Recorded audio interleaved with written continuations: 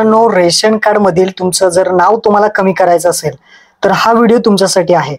Ration card मधील घर बसल्या तुम्ही ऑनलाईन पद्धतीने नाव कमी करू शकता।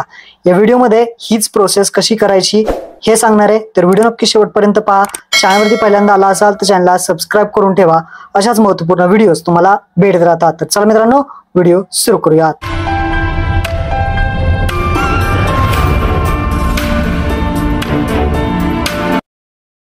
तर मित्रांनो, तुमच्या मोबाईल मधून प्ले स्टोर ओपन करा। प्ले स्टोर वरती इथे सर्च करायचं आहे मेरा रेशन। मेरा रेशन असं सर्च केल्यानंतर हे ऍप्लिकेशन तुमच्या समोर येईल। हे ऍप्लिकेशन मेरा रेशन 2.0 हे ऍप्लिकेशन इन्स्टॉल करायचं आहे। हे गव्हर्नमेंटचे ऍप्लिकेशन 1 करोड पेक्षा जास्त डाउनलोड आहे, तर हे ऍप्लिकेशन आपल्याला इन्स्टॉल करून घ्यायचं आहे। हे ऍप्लिकेशन इन्स्टॉल केल्यानंतर याला आपल्याला ओपन करायचं आहे। ओपन केल्यानंतर याला परमिशन द्यायची, अलाउ करायचं आहे। अलाउ केल्यानंतर इथे तुम्हाला अशा पद्धतीने इंटरफेस दिसेल। यामध्ये आपल्याला इंग्लिश, हिंदी, मराठी कोणतीही लँग्वेज तुम्ही सिलेक्ट करा आणि खाली नेक्स्ट बटनावरती क्लिक करा। नेक्स्ट बटनावरती क्लिक केल्यानंतर मेरा रेशन ऍप्लिकेशन इथे गेट स्टार्टेड बटन आहे, या गेट स्टार्टेड बटनावरती क्लिक करायचं आहे।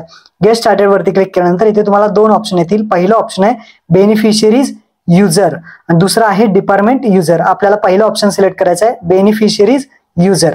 त्यानंतर खाली आधार नंबर विचारलाय, घरातील कोणत्याही एखाद्या व्यक्तीचा आधार नंबर टाकायचा आहे। कॅप्चा टाकून इथे लॉग इन विथ ओटीपी वरती क्लिक करायचं आहे।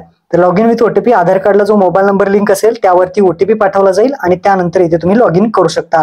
तुमचं रेशन कार्ड हे ऑनलाईन असेल तरच तुम्हाला इथे लॉग इन करता येणार आहे। तर इथे आपण लॉग इन विथ ओटीपी करूयात। काही जर एरर येत असेल तर पुन्हा एकदा प्रयत्न तुम्ही करू शकता। लॉग इन विथ ओटीपी वरती क्लिक केल्यानंतर ओटीपी सेंड सक्सेसफुली होईल। ओके करायचंय। आधार कार्डला जो मोबाईल नंबर लिंक आहे त्यावरती ओटीपी आलेला आहे, तो ओटीपी आपल्याला इथे टाकायचा आहे। ओटीपी टाकून व्हेरीफाय बटनावरती क्लिक करायचं आहे। व्हेरीफाय केल्यानंतर ओटीपी व्हेरीफाईड सक्सेसफुली दाखवेल। ओके करायचं आहे। ओके केल्यानंतर इथे पहा क्रिएट एमपिन विचारेल, क्रिएट नाव या ऑप्शन वरती क्लिक करायचं आहे। आपण जसं मोबाईलला पासवर्ड टाकतो तशाच पद्धतीने एक पिन तयार करायचा आहे 4 डिजिटचा या ऍप साठी। ऍप ओपन केल्यानंतर तुम्हाला हा पिन विचारला जाईल, पुन्हा एकदा रिएंटर करायचा आहे। पिन 4 डिजिट टाकून क्रिएट एमपिन वरती क्लिक करायचा आहे। पिन कोड हा झालेला आहे। ओके करायचं। ओके केल्यानंतर याला परमिशन द्यायची आहे ऍपला। त्यानंतर वरती स्किपचं छोटं बटन आहे, त्या स्किप वरती क्लिक करायचं आहे। अशा पद्धतीने इथे सर्व माहिती तुमची इथे येणार आहे। इथे आल्यानंतर आपल्याला काय करायचं आहे, मॅनेज फॅमिली डिटेल्स जो पहिला ऑप्शन तुम्हाला दिसतोय मॅनेज फॅमिली डिटेल्स वरती क्लिक करायचं आहे। क्लिक केल्यानंतर आता इथे जे काही तुमच्या रेशन कार्ड मध्ये नावं असतील ते सर्व इथे दाखवले जातील। कोण हेड ऑफ फॅमिली आहे, हेड ऑफ फॅमिलीला तुम्ही काही बदल करू शकत नाही आणि जे बाकीचे मेंबर आहेत त्यांचं तुम्ही काही बदल करू शकता। जो व्यक्ती आता तुम्हाला नाव कमी करायचंय, नाव कमी करण्यासाठी डिलीटचा बॉक्स आहे, त्या व्यक्तीच्या समोर डिलीटचं जे काही बटन आहे 3 नंबरचं ऑप्शन आहे हे, तर त्या डिलीट जो बॉक्स आहे त्यावरती क्लिक करायचं आहे। क्लिक केल्यानंतर हा तुम्हाला डिलीट करायचा आहे का असं विचारतंय, व्यवस्थित वाचून येस करायचं आहे। व्यवस्थित कोणाचंही नाव डिलीट करू नका, कोणाचं नाव डिलीट करतायत ते पहा। येस केल्यानंतर असा एक पॉपअप नोट येईल, इम्पॉर्टंट नोट आहे। काय आहे, remove their access to benefits and service associated with this card. याच्यासोबत जे तुम्हाला रेशन कार्ड वरती सर्व्हिस भेटतात त्या सर्व तुम्ही काढून टाकत आहात। तसेच their data will be permanently remove from the system, म्हणजेच ऑनलाईन सुद्धा नाव इथून कट होणार आहे, काही लाभ भेटणार नाही। Any benefits of subscribe allocate to the members will cease, म्हणजेच इथे तुम्हाला धान्य वगैरे या व्यक्तीचं बंद होणार आहे। लक्षात ठेवा, डिलीट करताना याची वाचून काळजी घ्या। त्यानंतर आता रिझन द्यायचं आहे, कशासाठी डिलीट करताय, का डिलीट करताय, डेथ झालेली आहे का, मॅरेज झालेला आहे का, अदर काय असेल का, जे असेल ते तुम्ही इथे देऊ शकता। डेथ झाली असेल, मॅरेज झाले असेल किंवा अदर काय असेल तर अदर सिलेक्ट करून तुम्ही यामध्ये रिझन देऊ शकता का डिलीट करत आहात। ते डिलीट करत जे असेल ते रिझन टाका आणि कन्फर्म ऑप्शन वरती क्लिक करा।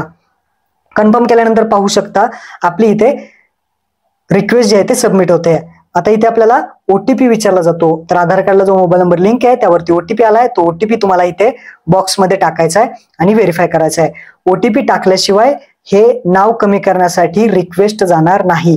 तर ओटीपी टाकला, व्हेरीफाय करा। व्हेरीफाय केल्यानंतर आता पहा इथे आपली रिक्वेस्ट जी आहे ते पडणार आहे। इथे जर काही प्रॉब्लेम आला, आता पहा समथिंग वेंट रॉंग म्हणतंय, पुन्हा एकदा आपण ट्राय करूयात। व्हेरीफाय, परत प्रॉब्लेम आला, आपण पुन्हा एकदा ट्राय करूयात। तर पहा ओटीपी व्हेरीफाईड सक्सेसफुली झालेला आहे।